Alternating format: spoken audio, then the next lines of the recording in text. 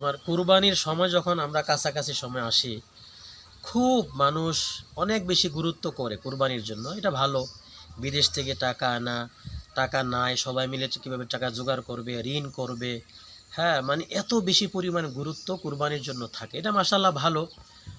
কিন্তু নামাজটা এত বেশি অবহেলিত।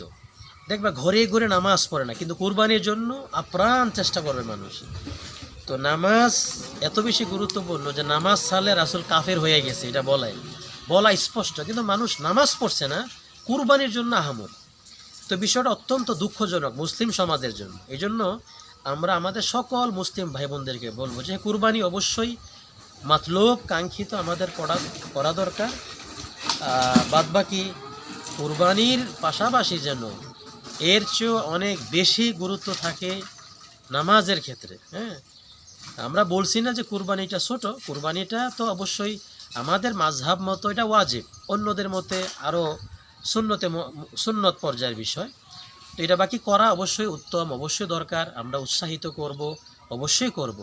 কিন্তু এটাকে যেভাবে পাই টু পাই হিসাব করা হয় বা চিন্তা করা হয়, নামাজটা কেন করা হয় না, এটাই হচ্ছে আমাদের বক্তব্যটা।